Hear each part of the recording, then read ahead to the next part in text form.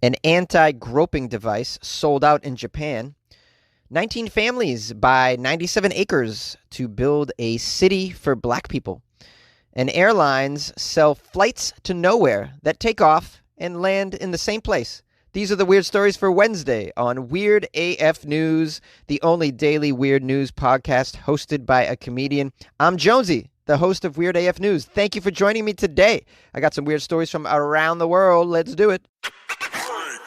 Hey, mainstream news. Listen to Weird AF News with Jonesy.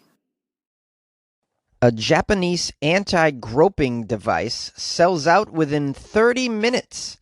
An invisible anti-groping stamp has been launched in Japan in an effort to tackle the problem of public sexual harassment on trains and public transportation. Manufactured by Japanese stamp maker Shachihata, the anti-groping device works by allowing the victim to mark their attacker with a small hand-shaped stamp that is imprinted using invisible ink. The device is also fitted with a UV backlight, which will reveal the stamp and thus identify the alleged assailant.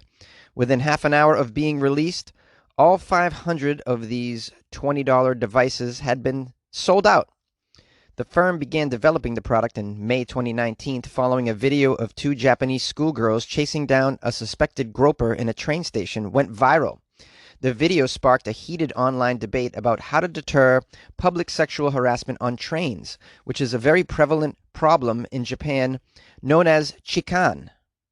In 2017 alone, Tokyo police recorded 1,750 cases of groping. More than half of those cases occurred on trains, and 20% of them in train stations. What is it about trains and train stations that got these men out of their minds groping little girls? This is not okay.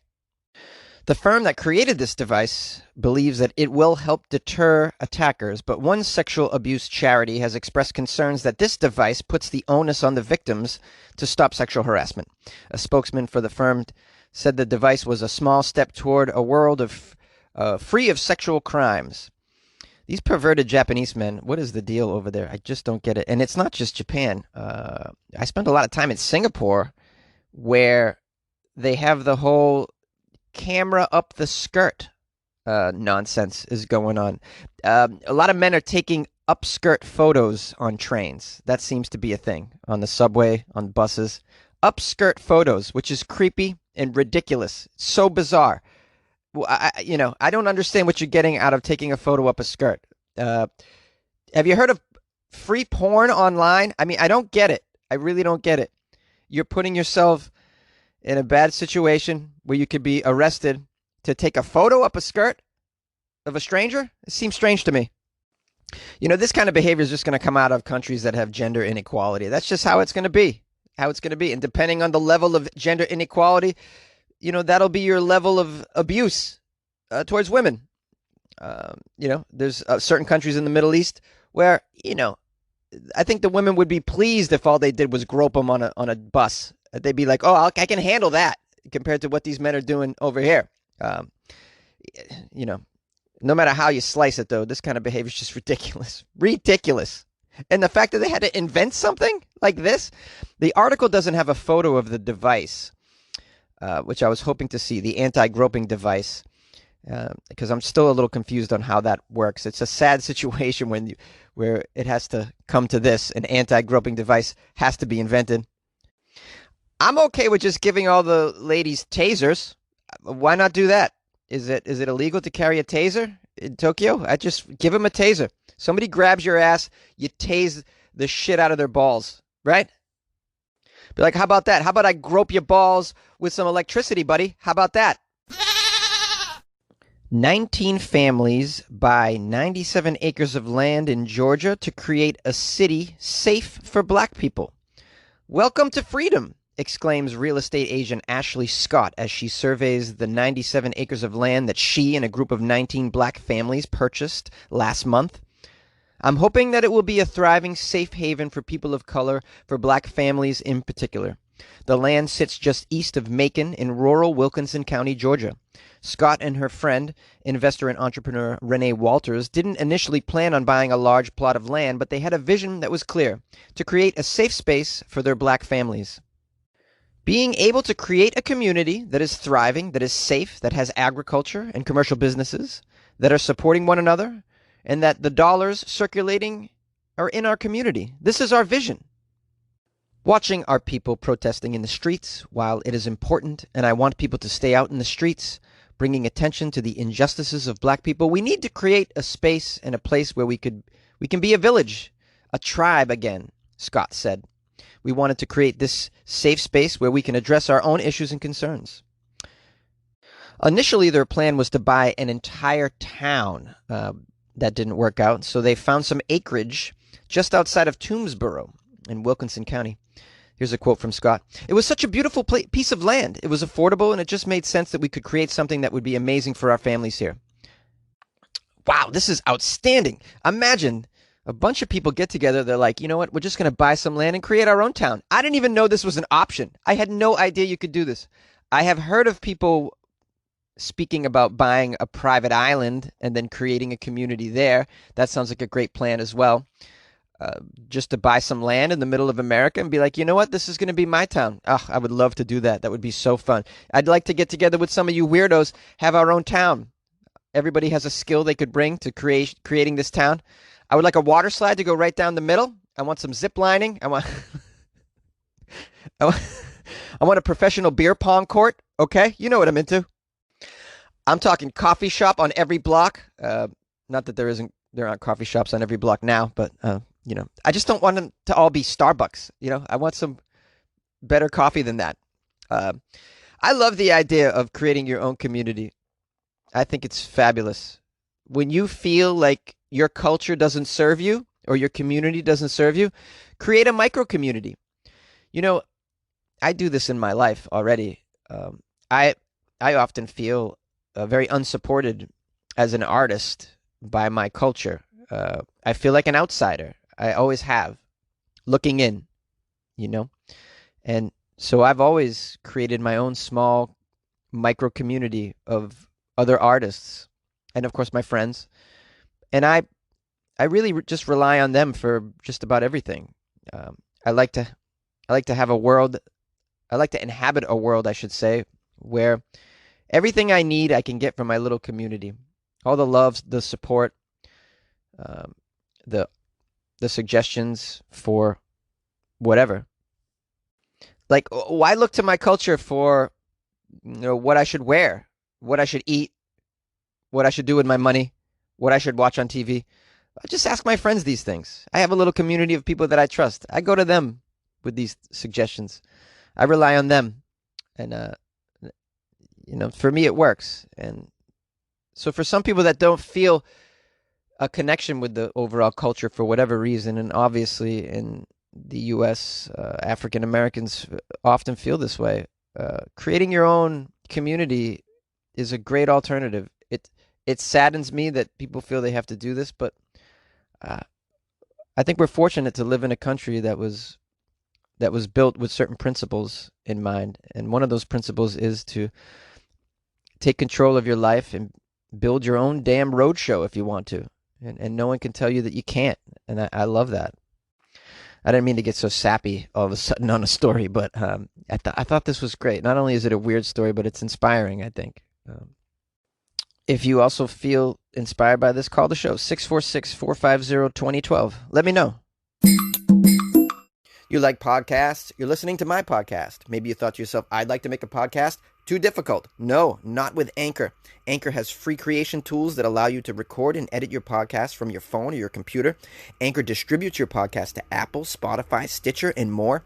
They have advertising integration, so you can even make a little money off your podcast. Everything you need to make a podcast in one place. Download the free Anchor app or go to anchor.fm to get started. And good luck with your podcast. Good luck with your creation. Good luck with your life, man. Airlines are introducing flights to nowhere. Maybe. And people might pay for this. I don't know how. Let's get into the article. Singapore Airlines is said to be considering a new route next month. The media is calling it a flight to nowhere. How does that work? Well, flights take off and they land from the same place. Whee! Is that a good time for people? In this case, it's going to be Singapore's Changi Airport, which is probably the best and fanciest airport in the world. I've been there a few times. I will never forget the first time I was in a bathroom in the Singapore airport.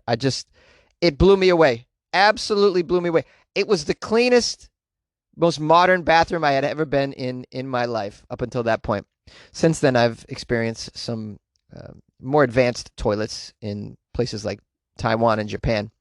But I'll never forget that first Changi Airport bathroom experience when I landed my first time in Asia. It's like, wow, this is unbelievable. Now, although the media is saying that these flights could occur as early as next month, Singapore Airlines has not confirmed the flights. Said that none of these plans have actually been firmed up. But if it does debut destination-free flying, it will not be the only carrier in Asia that's doing it. Such flights can be seen as a way to help the embattled national carrier of Singapore cope during a year of record losses by the COVID-19, while also allowing residents of the small nation a chance to leave the island, if only for a few hours. That's just such a lame way to leave the island. Take a kayak, see some birds and whatnot, wildlife. Why would you just go up in a plane and come back down? What do you like, the food? Oh, I do like them pretzels. Singapore Airline, which is routinely ranked among the world's best, has been hit hard by the pandemic since it does not operate domestic flights. Yes. Most of Singapore's 5.7 million residents have been unable to travel since Singapore shut its borders in late March. Australian Lethan Francis, who has lived in Singapore since 2001, is interested in these no-destination flights if they do become a reality. Oh, I think it's a great idea. Would be willing to go if Singapore Airlines goes ahead with the idea. Singapore's an island, and I'm used to traveling, so I definitely miss flying. I know. Do you miss flying so much, sir, that you'll pay $200 to fly up and then come right back down? Is that... Do you enjoy it this much, sir? I think you're weird. Singaporean Susanna Lowe said she would pay for a ticket if the amount is reasonable. I would pay mainly because I miss traveling. I miss it. And, the whole process of checking in, the airplane food, and of course the flight attendants, warmth and smiles. Oh, you really love checking in, Susanna? Is that what you're into? That's a good time for you? Checking in, going through that security.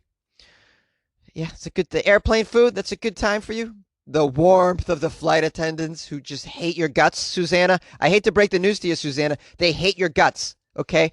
They're smiling because they're paid to smile. AKA, it's not genuine warmth.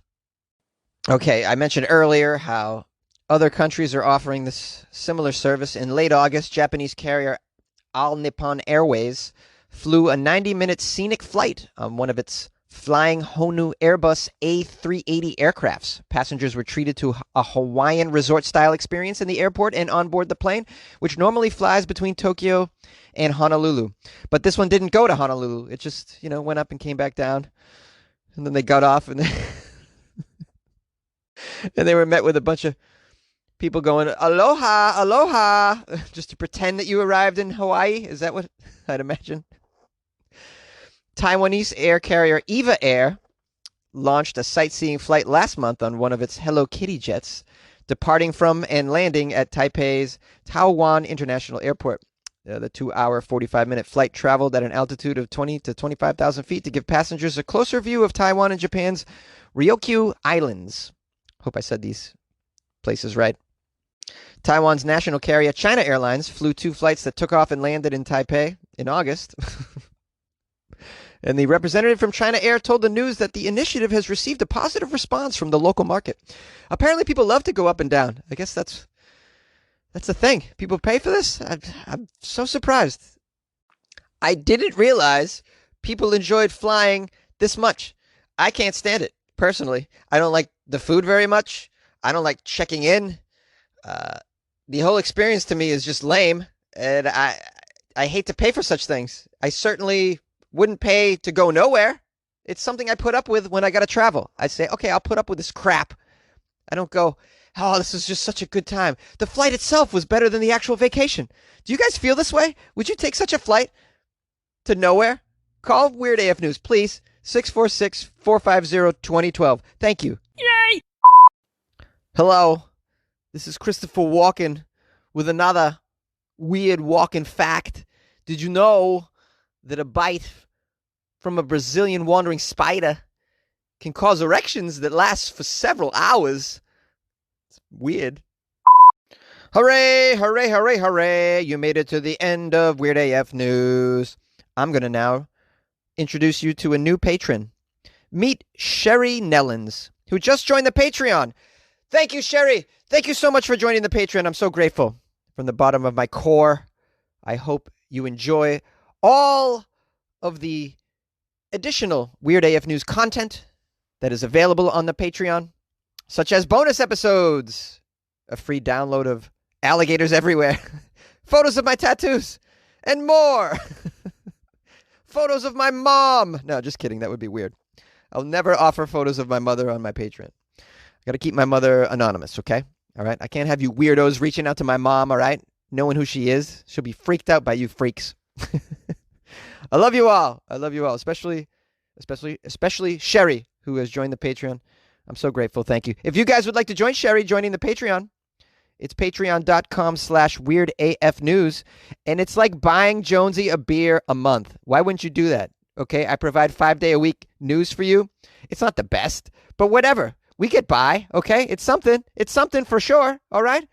It's not a $200 million show like Joe Rogan gets for Spotify. But you know what? We're making our way slowly but surely. We'll get there. I'll take $200, really, to be honest with you. The $200 million. I'll just take the $200. How about that? That's a good one. Anyways, you can support me. Yes, support me if you listen 5 days a week. It'll make you feel good. Patreon.com/weirdafnews. Also, follow me on Instagram if you haven't already. It's @funnyjones. And check out the new website, weirdafnews.com. It's pretty cool. There's some stuff on there. I'm going to be uploading transcripts of shows. So if you guys would like to read the show, you can do it. I don't know if you'd like to read the show. But some people who are hearing impaired might be better off reading a transcript instead of trying to listen on the device here, the podcast. So hopefully that's helpful to some people. I don't know. We're going to try it. Just trying new things, guys. Take a little bit of the money that I get from my patrons and throw it back into the show. So support me. Patreon.com/weirdafnews. Lastly, I love you. Come here. I'm going to give you a kiss.